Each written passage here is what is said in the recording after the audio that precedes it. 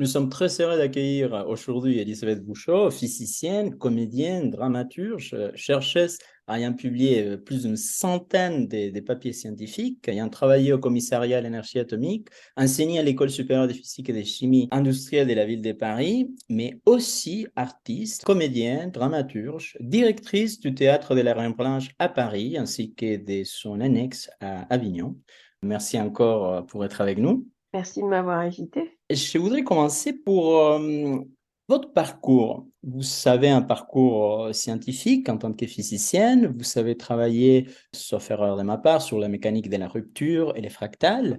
Est-ce que vous pourriez nous raconter un peu votre parcours en tant que chercheuse et aussi des choses sur ces domaines précis d'expertise? Oui, peut-être ce que j'ai envie de raconter sur mon parcours, c'est que j'ai effectivement fait une thèse en physique statistique et que j'ai travaillé dans un domaine qui n'était pas celui-là.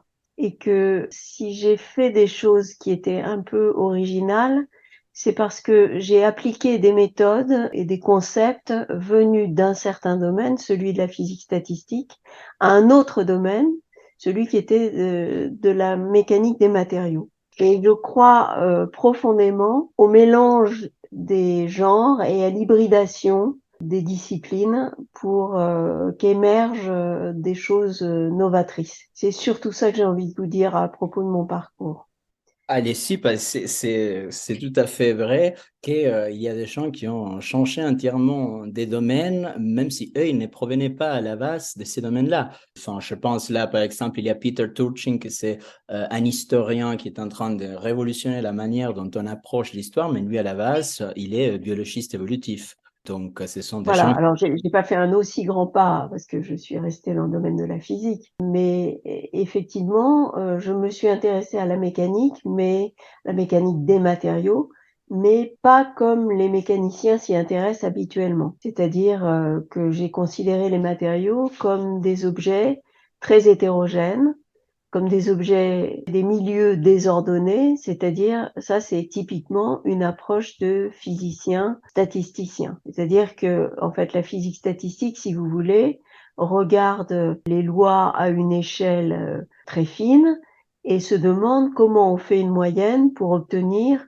des lois à une échelle macroscopique. Elle passe donc de la petite échelle, je dirais pas l'infiniment petit, parce qu'en général, c'est une petite échelle. Il faut d'ailleurs la réflexion de savoir à quelle échelle il faut commencer à faire une moyenne particulièrement pertinente. Donc, on regarde les lois à une petite échelle et on fait des moyennes pour essayer de comprendre, d'en déduire des lois à une échelle macroscopique. C'est ça le but de la physique statistique. Et donc, c'est un peu ce que j'ai fait dans le domaine de la mécanique des matériaux, alors que les mécaniciens n'ont pas du tout ce type d'approche.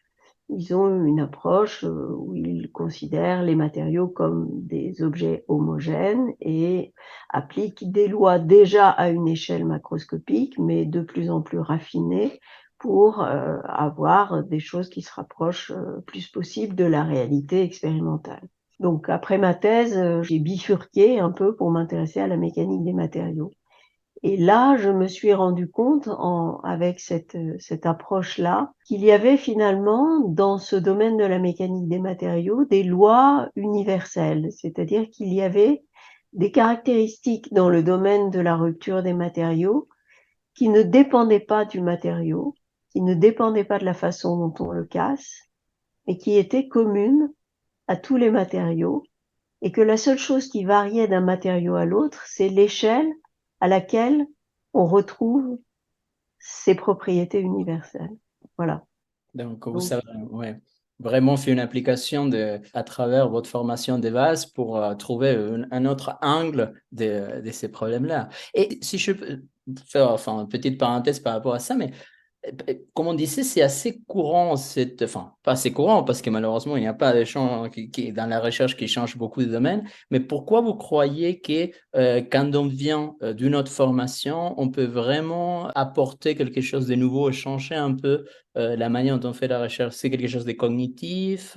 Je pense qu'on regarde forcément les choses, la culture que l'on a nous donne un regard différent sur les choses, de toute évidence. Et donc, le regard que l'on porte sur le problème que l'on considère nous fait trouver des choses différentes.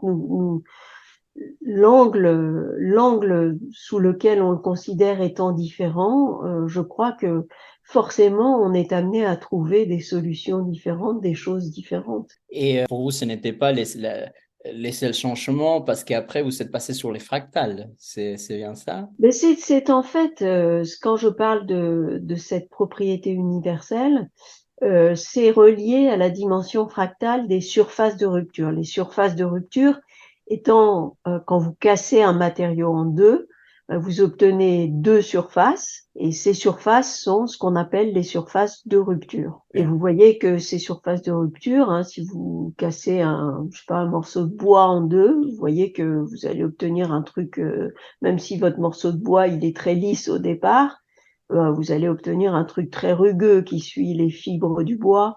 Si vous cassez, alors là il faut des grosses machines, mais si vous cassez un bout de métal, s'il y a un accident de train, etc., vous avez un morceau de métal cassé, et ben là aussi c'est relativement rugueux.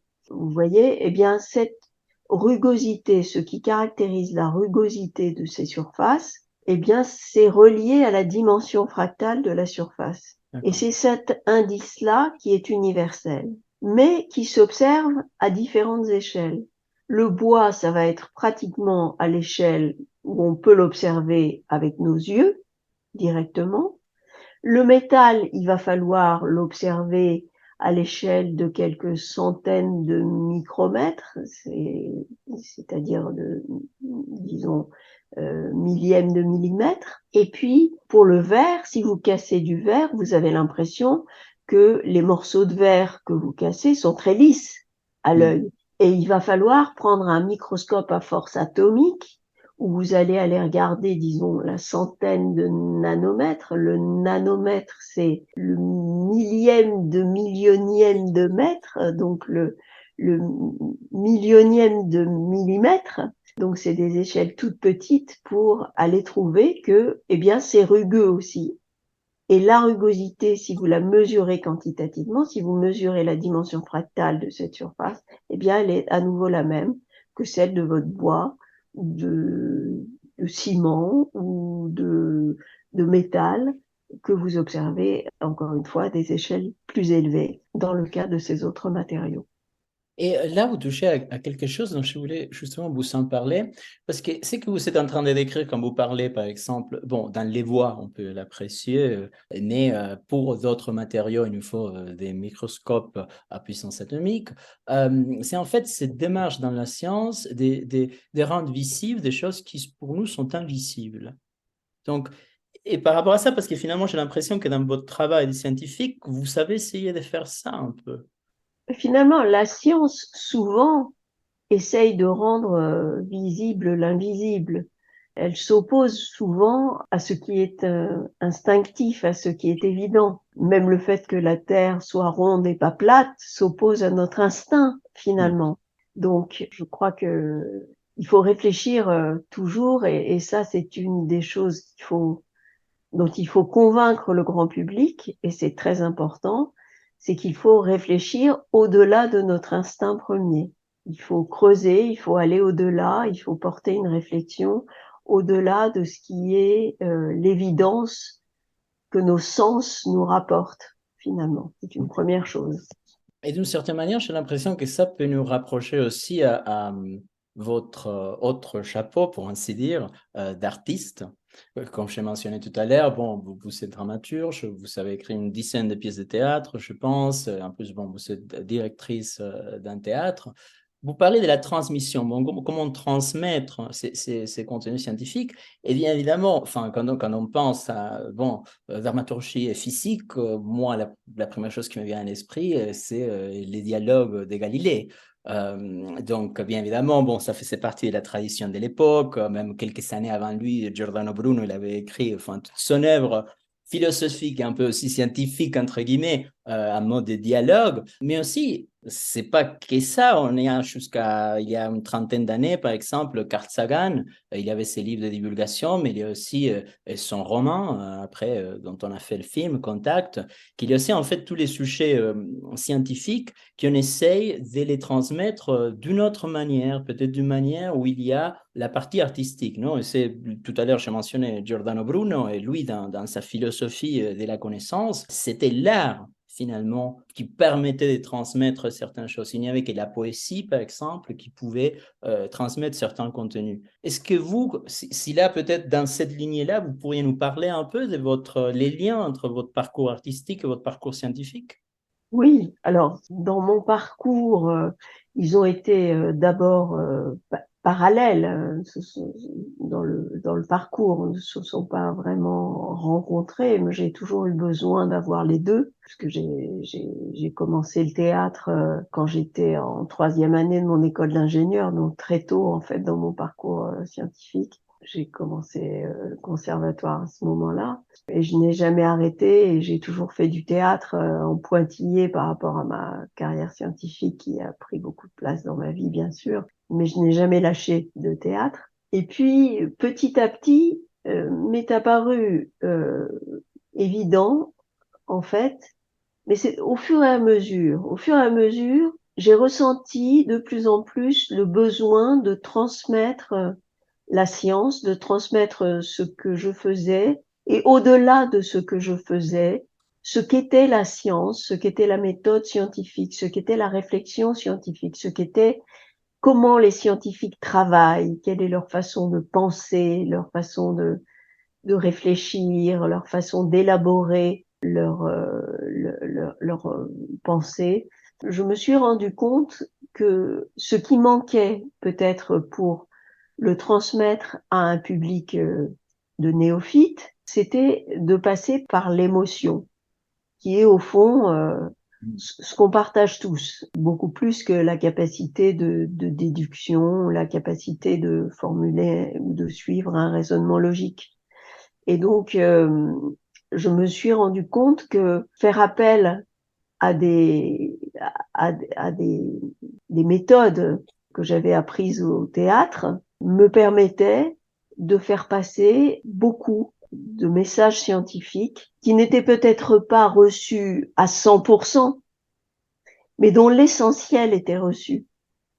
Et au fond, quand on s'adresse au grand public, je crois que on peut pas espérer que le message scientifique soit reçu comme il l'est par une assemblée de spécialistes. Je crois que l'essentiel, c'est que la méthode soit reçue, que on comprenne l'articulation de la pensée scientifique qui est partie d'un certain point pour arriver à la découverte. Et qu'on gagne aussi en confiance vis-à-vis des scientifiques. C'est quand même ce rapport récent après le Covid, ce rapport qui était d'un comité dirigé par Daniel Cohen, là, juste après le Covid, qui disait que la France était le pays qui avait le plus perdu de confiance dans la communauté scientifique. J'ai trouvé ça tout à fait effrayant et je pense que il faut que les gens regagnent une certaine confiance dans les scientifiques. Je pense que avoir un certain esprit critique vis-à-vis de tout et tout le monde est une bonne chose, mais il faut aussi regagner une certaine confiance et pour ça comprendre la façon dont les gens travaillent et aussi les rencontrer. C'est-à-dire que moi, à la Reine Blanche, j'ai donc une programmation qui est en partie dédiée aux sciences à travers des œuvres de fiction, bien sûr. Donc, on a des pièces, en ce moment, par exemple, j'ai écrit une série sur les femmes scientifiques parce que c'est important aussi de les mettre à l'honneur, vu qu'à part Marie Curie, personne ne peut citer le nom d'une femme scientifique. Et Marie Curie, grande dame, ô combien, est tout de même un peu l'arbre qui cache la forêt. Donc, ce sont finalement des portraits de personnes qui ont été très importantes dans l'histoire des sciences et on parle de leurs découvertes et donc on passe un certain message scientifique. Mais je pense aussi que les gens le grand public doit rencontrer des scientifiques, des chercheurs. Quand je suis arrivée au début à la Reine Blanche, j'ai essayé de mettre en place des conférences grand public, des conférences de vulgarisation. Et là, je me suis rendu compte que le public qu'on avait était essentiellement un public que j'appelle moi un public captif, ce qui n'est pas du tout péjoratif parce que moi je fais partie du public captif, c'est-à-dire un public convaincu d'avance. Vous voyez, Oui, oui. des ingénieurs à la retraite, des profs, voilà, des gens qui sont convaincus d'avance. Et moi, j'aime encore une fois, c'est moi ce public, donc je les aime beaucoup. Mais c'est pas eux que je veux toucher en priorité. Moi, je veux toucher les gens qui ne sont pas convaincus d'avance que la science est intéressante, que la science nous apporte et qu'elle est essentielle à notre société. Donc, je me suis dit, il faut penser les choses différemment. Et donc, j'ai demandé à des chercheurs de travailler avec des artistes sur le plateau. C'est-à-dire que ces chercheurs, en fait, ne jouent pas un rôle. Bien sûr, ce ne sont pas des acteurs. Eux parlent de leurs recherches comme si, en faisant une conférence grand public, tout à fait. Mais au cours de cette conférence grand public, il y a des artistes qui peuvent être des acteurs, mais aussi des danseurs, des circassiens, des vidéastes, des musiciens, qui s'emparent de ce discours scientifique pour s'inspirer de ce discours scientifique et le rendre sensible au grand public. Et ça, c'est quelque chose de formidable.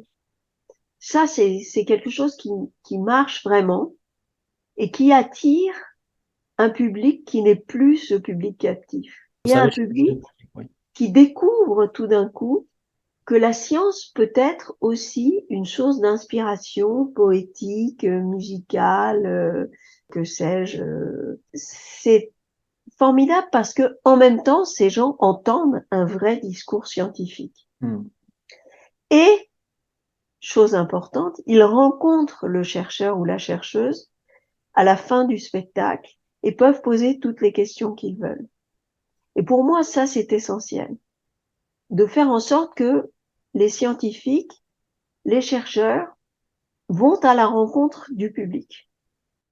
C'est en effet quelque chose qui est même attesté. Je pense qu'il y a un exemple assez classique. Je me souviens plus le nom, mais c'était un député américain qui était entièrement contre le changement climatique et que Trump, il avait mis comme les présidents, les directeurs de la NASA, justement parce que cette personne était vraiment contre le changement climatique. Mais à force de côtoyer des scientifiques pendant quelques années, il a fini par changer, devenir quelqu'un qui après a dit, bon, le changement climatique est réel, il faut vraiment se préoccuper. Donc, je pense que c'est clair, en fait, ce que vous êtes en train de dire, mais si je peux me faire un peu l'avocat du diable, y a-t-il aussi parfois de la part des chercheurs, c'est que peut-être c'est pas leur faute, parce que ça fait peut-être pas partie de leur fonction, mais un défaut de communication. Je me souviens que Steven Pinker, dans l'un de ses livres, je pense que c'est dans The Language Instinct, il parle justement d'un grand chercheur en génétique qui était venu faire une conférence grand public et il était incapable de transmettre les contenus dont il parlait d'une manière simple pour des gens qui n'étaient pas généticiens eux-mêmes.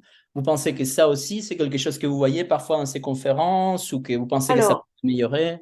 je pense qu'il y a plusieurs types de chercheurs et en fait, tous les chercheurs n'ont pas cette qualité de savoir transmettre. Vous savez comme moi qu'il y a des très grands chercheurs qui sont d'exécrables professeurs, d'exécrables enseignants et qu'il y a des enseignants merveilleux qui ne sont pas de grands chercheurs. C'est pas la même qualité. Donc, je crois que moi, j'essaye de choisir des gens qui font déjà de très bonnes conférences et qui ont ce goût, qui ont cette volonté, qui sont convaincus par la démarche. Donc vraiment, ceux qui viennent à la Reine Blanche sont convaincus par le fait qu'il faut qu'ils soient compris. Okay. Et évidemment, c'est pas le cas de tout le monde. Il y a des gens qui font des conférences terribles, qui ne peuvent pas abandonner leur jargon, qui sont incapables de ça, même si ce sont des très très grands chercheurs. Donc cela, on les laisse dans leur laboratoire. Et vous savez peut-être penser à un moment, là, je me pose la question comme ça, parce que je me dis, bon, finalement, on sait, c'est bien connu que, enfin, c'est un peu simple ce que je veux dire, mais que, enfin, parfois pour les gens un peu introvertis, etc., qui ont les conseils de prendre des cours, enfin, de théâtre, etc., vous pensez que peut-être dans l'entraînement du comédien, il y a des choses dont les chercheurs peuvent en bénéficier pour améliorer leur communication? Ah mais absolument, absolument. Oui, oui. Oh mais moi j'en ai bénéficié beaucoup. Je crois que oui, je faisais, je crois, de bonnes conférences parce que je savais respirer, poser ma voix, Hmm. prendre des silences, toutes choses qu'on apprend au théâtre. Et puis vous savez, moi, j'étais très timide quand j'étais jeune. J'étais extrêmement timide. Quand j'allais chez le boulanger demander une baguette, on me faisait répéter 3 fois parce que j'étais tellement timide qu'on m'entendait pas. Maintenant, je peux faire, après, je pouvais faire une conférence devant 300 personnes sans micro. Donc, c'est quelque chose que ça peut Donc, vraiment. Il y a un entraînement à faire. S'il y a des chercheurs qui nous écoutent, absolument. peut-être. Oui, s'il y a des chercheurs qui m'écoutent, prenez des cours de théâtre. Ça fait beaucoup de bien. Et j'ai pensé justement par rapport à. Parce que, bon, pour continuer un peu sur les liens entre art et science, aussi, je me dis, bon, la tâche du chercheur, il faut, surtout pour les personnes qui font des expérimentations, ils font pas important des créativités. Enfin, il faut être créatif, etc. Donc, et bon, en tant qu'artiste, j'imagine qu'aussi, est-ce que vous, enfin, vous aussi, vous voyez des liens, des schémas en commande? Mais oui, quand vous dites ça, évidemment, il faut être créatif quand on est un chercheur et pas seulement qu'on fait des expériences. Je crois que les grands théoriciens sont très créatifs aussi. Je crois qu'il n'y a pas de grands chercheurs qui ne soient pas extrêmement sensibles, par exemple. Ok. Et la sensibilité est en général associée aux artistes, mais elle est associée aux chercheurs aussi. Je ne connais pas de grands chercheurs qui ne soient pas extrêmement sensibles.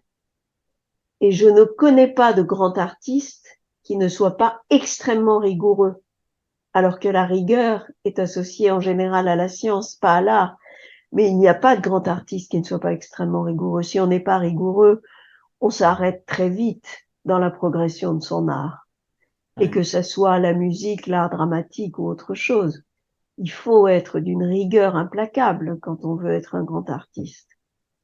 Très rigoureux. Donc, vous voyez, ce sont les mêmes qualités qui sont à l'œuvre dans l'art et dans la science. Je vois ça. Et en fait, justement, bon, encore pour là, sur la même lignée, mais pas entièrement, par rapport à vos pièces de théâtre, il y en a une qui a retenu mon attention. Si je ne me trompe pas, les titres est de la matière dont les rêves sont faits. Oui. Et en fait, moi, j'ai trouvé que c'était intéressant parce qu'en voyant un peu l'histoire, que peut-être vous pouvez nous dire 2 ou 3 mots, j'ai trouvé que c'était assez, comment dire, c'était presque du réalisme magique ou tout simplement quelque chose de magique. Il y avait, enfin, une part en fait je ne vais pas utiliser ces mots de manière péjorative, je l'ai dit avec beaucoup de respect, une part d'irrationnel. Vous allez peut-être en dire un peu plus pour que nos auditeurs puissent comprendre. Mais moi, ce qui m'a interpellé, me dire, bon, une chercheuse, une physicienne, en fait, qui part sur quelque chose d'assez, disons, imaginatif sur ces points-là, on partait d'imagination, etc. Et je me disais, bon, finalement aussi, peut-être si vous voulez raconter un peu 2, 3 mots sur cette pièce et après je vous Oui. pose la question. Oui.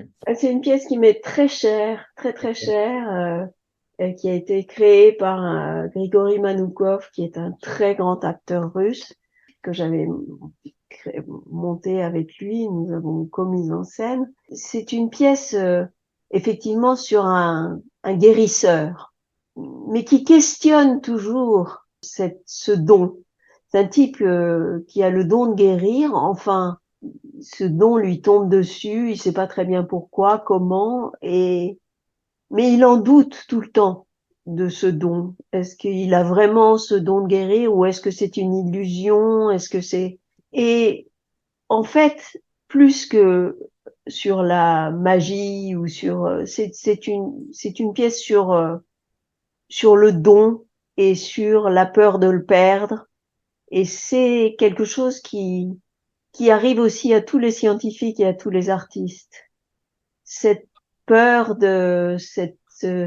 ce syndrome de l'imposteur, en quelque sorte, cette peur de perdre ce don qu'on a et de plus y arriver. Peut-être ça concerne plus les artistes que les scientifiques, mais moi, souvent, je me suis dit, ben, mais si mes expériences un jour s'arrêtent de marcher, si j'ai plus de l'or dans les mains, comme voilà. Et c'est plutôt ce questionnement-là. Et c'est aussi, comme c'est un guérisseur, il y a aussi toute la question du soin. Mm. Et là, c'est une question qui dépasse la question du rationnel. Je crois qu'il faut pas le voir de façon stricte. Le soin, ça dépasse la question du rationnel. Mm. La question du soin, de prendre soin d'un malade, la façon dont on le traite, je crois que ça participe à ses capacités de guérison aussi. Pourquoi? Je n'en sais rien. Il y a peut-être une réaction chimique interne complexe que je ne connais pas. Donc c'est peut-être pas du tout irrationnel de dire une chose comme ça. Mais Absolument. c'est voilà. Et ça fait partie du questionnement. En fait, c'est un personnage qui a une empathie très supérieure à la moyenne et qui donc prend soin de ses malades de façon très particulière. Et je crois que la science doit aussi questionner ses limites Mm. et sa propre ignorance. Je crois que ça n'est pas lui faire tort que de poser toutes ces questions. Je crois qu'il c'est parce que je crois très fondamentalement, très entièrement et très absolument en la science que je peux me permettre de me poser toutes ces questions. Ça ne fait pas vaciller ma foi en la science du tout. Bah, justement, moi, c'était un peu dans cette lignée-là que cette pièce avait attiré mon attention. D'une part, pour les côtés de transmission que vous venez de mentionner, mais aussi parce que c'est vrai que bon, peut-être les mots irrationnels n'étaient pas les meilleurs, mais c'était surtout cette partie d'inconnu, cette partie et cette partie aussi comment dire, de ce qu'on ne voit pas, de ce qu'on ne comprend pas encore, comme vous dites. Et je pensais en fait à et aussi à toute la question mythologique, non? Que quand on ne connaît pas, bon, est-ce qu'on plonge dans des pratiques non scientifiques, comme on est en train de voir un surgissement sur certaines choses, dans les cas, par exemple, il est très en commun, dans les cas des maladies, que bon, sait-on justement, il y a beaucoup de débats en ces moments sur des médecines pas prouvées scientifiquement, etc. Mais la phrase qui est venue à mon esprit est celle de Richard Dawkins, quand, le biologiste, qui il dit que lui, il trouve plus de poésie dans l'Ève mitochondrial que dans l'Ève mythologique. Et du coup, je me suis dit, bon, finalement, quel est le lien que vous voyez entre cette partie, bon, finalement, la science qui fait rêver, d'une certaine manière? Mm. Oui, la science fait rêver. Moi, j'ai toujours rêvé les objets scientifiques sur lesquels je faisais de la recherche. J'ai toujours, je vous parlais tout à l'heure des matériaux dans lesquels se propageaient mes fissures. Je me suis toujours vue comme Alice au pays des merveilles, changeant d'échelle pour aller me promener dans les matériaux à la pointe de ma fissure. Ça, ça a toujours été extraordinaire. La microscopie, c'est quelque chose de fabuleux. Vous imaginez, on descend en échelle, on se retrouve à califourchon sur un atome. C'est, c'est, c'est un truc de dingue. C'est fabuleux. Ça, c'est magique, ouais. Eh bien, justement, enfin, il y a on voit, nos auditeurs ne peuvent pas voir vos yeux qui brillent quand vous êtes en train de parler de ça, mais il y a, enfin, bien évidemment, moi aussi, je fais partie de ces gens enfin, la science nous fait vibrer. Mais là, on vient au côté transmission, peut-être, qu'on mentionnait tout à l'heure, parce que, par Mm. exemple, de mes derniers projets de recherche, on s'occupait justement sur le cas de la confiance dans la science. Et on avait vu, bon, au niveau de l'éducation, qu'il y a un moment dans l'éducation, notamment les enfants, il y a un moment, il y a un psychologue Frank Krill, qui a écrit un livre sur Wonder, en fait, sur l'émerveillement par rapport aux enfants, et que lui, il dit justement, bon, il y a ces moments de la vie dans lesquels les enfants, ils sont tournés, ils sont vraiment émerveillés devant les choses scientifiques, mais après ça, ça se perd. On les constate que, bon, après, quand l'éducation avance, le niveau secondaire, etc., les gens, ils perdent leur intérêt. À votre avis, qu'est-ce qu'on pourrait faire? Est-ce que vous savez réfléchir à ces questions? Alors, nous, on a fait des choses avec les écoles et les Mhm. écoles, même les maternelles. On a mis en œuvre un programme, en fait, qu'on a dû arrêter parce que, hélas, c'est pas financé pour. Comme on est un théâtre privé, on a zéro financement, donc c'est un peu compliqué. Dommage. Mais je crois qu'on devrait étendre ça à toutes les écoles de France et de Navarre parce que je vous explique. Ce qu'on faisait, c'est on fabriquait un spectacle scientifique pour les enfants des écoles maternelles et primaires. Donc, Ok. on leur parlait de matériaux. Moi, j'en ai fait un sur les matériaux. Alors, on les faisait monter sur scène pour faire des petits jeux sur les dislocations, on leur faisait casser des trucs, on leur faisait taper sur de la maïzena, petites choses comme ça. On a fait autre chose sur les ondes. Enfin, on leur montre qu'on peut faire un petit spectacle scientifique passionnant, les étonner, les impliquer sur scène. Et puis, on leur dépêche un intermittent du spectacle qui travaille avec nous pour aider leur enseignant à préparer avec eux un spectacle de 10 minutes sur ce qu'ils ont appris en sciences. Donc, ils préparent pendant 3, 4 mois un petit spectacle de 10 minutes. Et on les reçoit à la Reine Blanche, toutes les écoles présentent 10 minutes. Alors, il y a les parents, les amis, tout ça qui viennent. Donc, la salle est plus que pleine. Et je vous assure que le jour où on a reçu des maternelles qui nous parlaient d'équilibre mécanique, des petits de 4 ans avec le micro sur scène, nous parlant d'équilibre mécanique, moi, je pleurais hein, au fond de la salle. Je pleurais. Mais je me disais, mais ces petits-là, la science ne leur fera plus jamais peur, Mhm. déjà. Ouais. C'est leur chose. Vous comprenez? Oui. Ils s'en sont emparés. Ouais. Ils en ont parlé avec un micro sur un plateau de théâtre. C'est à eux. Ça leur appartient. Ouais. Et ça, alors, je dis pas qu'ils feront tous de la science, mais je pense que dans chaque classe, il y en a au moins 3 ou 4 qui, peut-être qu'ils feront pas de science non plus, mais qui en auront pas peur, Ouais. qui garderont quelque chose de, oui, ça leur appartient. Vous voyez? Et Ouais. ça, déjà, je crois on a fait un grand pas. Clairement, oui, ça c'est vrai que ces enfants-là, ils seront en rapport avec la science entièrement différent de ceux de leurs camarades qui n'auront pas fait cette expérience-là.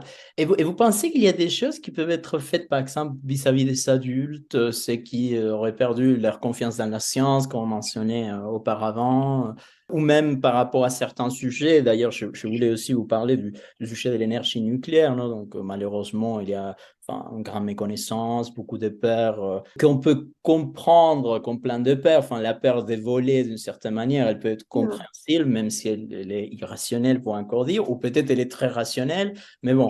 Oui, bien sûr, bien sûr. Je sais pas ce qu'on peut faire, mais c'est en tout cas organiser des façons pas des conférences, parce qu'il faut faire venir les gens, il faut les impliquer davantage que dans des conférences où les gens ne viendront peut-être pas s'informer, mais il faut imaginer des dispositifs plus ludiques, entre guillemets, où les gens auront envie de s'impliquer et où en même temps ils recevront une certaine information sur ce que c'est que l'énergie nucléaire, quels sont les dangers, qu'est-ce que ça veut dire exactement. Et tout à l'heure, vous mentionnez que, bon, d'ici vous-même, dans votre parcours, mais aussi de manière générale, que vous êtes-vous rendu compte l'importance des émotions dans la transmission de certains contenus scientifiques. Et à votre avis, par exemple, dans les cas de l'énergie nucléaire, on peut encore penser, par exemple, au CGM ou à d'autres cas dans lesquels vraiment on a la technologie pour, d'une certaine manière, combattre soit les changements climatiques, soit d'autres problèmes. Quels seraient les types d'émotions qu'il faudrait visser ou les types d'émotions qui sont mobilisées, sur lesquelles en fait on peut euh, mieux faire de la divulgation scientifique là-dessus en se concentrant sur ces émotions-là? Alors, je pense qu'il faudrait inventer, créer une pièce de théâtre sur chaque sujet pour Ok.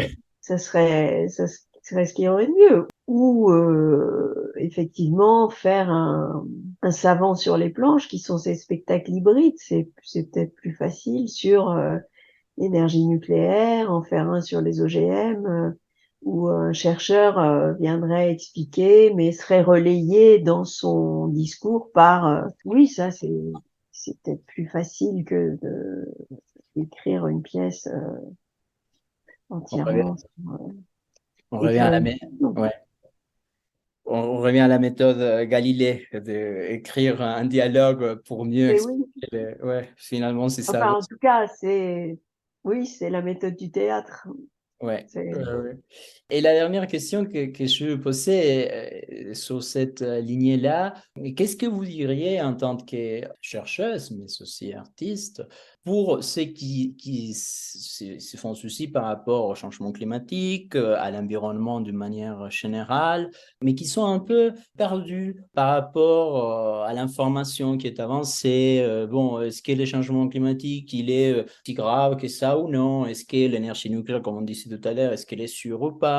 Quel conseil aurez-vous pour que ces gens puissent s'orienter un peu, se guider pour ceux qui vraiment se font du souci par rapport à ces choses-là, c'est ce qui est compréhensible, nous nous soucions, Hmm. mais qui vraiment sont égarés dans cette vraiment tsunami d'informations parfois très contradictoires.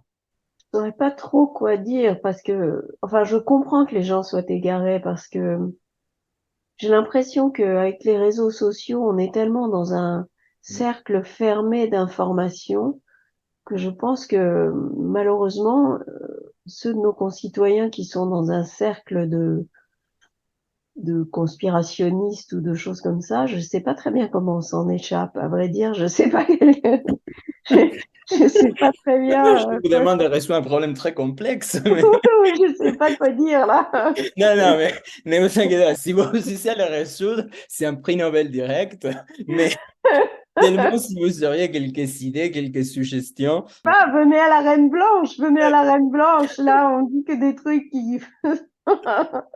Bon, pour commencer, ce serait déjà bien, donc ok, on va C'est faire déjà passer pas le mal, message. mais à part ça, je ne sais pas quoi donner Ok. comme conseil.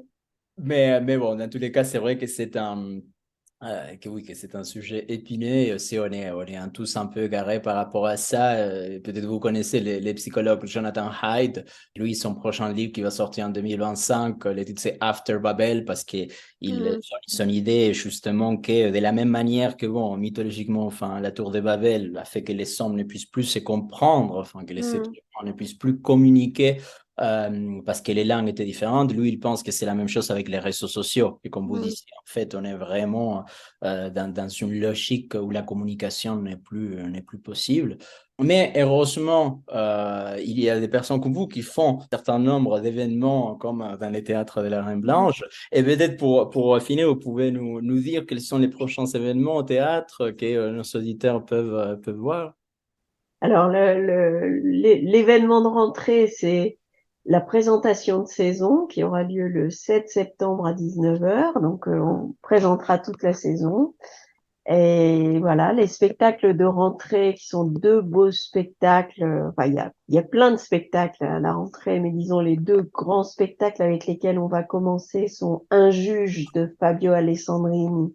C'est un très beau spectacle sur, en fait, il s'est servi de plusieurs biographies de juges anti-mafia pour écrire son spectacle. Et c'est un spectacle Ouais. absolument magnifique, vraiment, qui questionne la justice en Italie, mais qui s'ouvre sur la justice en général, la position du juge. Il y a un certain penchant pour la cruauté de Muriel Godin dans une mise en scène de Pierre Notte, qui est une comédie douce amère où une femme très très bien intentionnée veut absolument recevoir un réfugié chez elle et s'aperçoit que c'est pas si facile d'avoir un réfugié à la maison. Et je ne vous dis pas la suite parce que, évidemment, je ne veux pas déflorer le sujet, mais on rit beaucoup, mais on rit jaune, voilà. Ok. Et puis, dans la deuxième partie de saison, il y aura 3 portraits de femmes scientifiques. Lise Meitner, qui a découvert la fission nucléaire, Oui. Jocelyn Bell, qui a découvert les pulsars, et Rosalind Franklin, qui a découvert la structure en double hélice de l'ADN.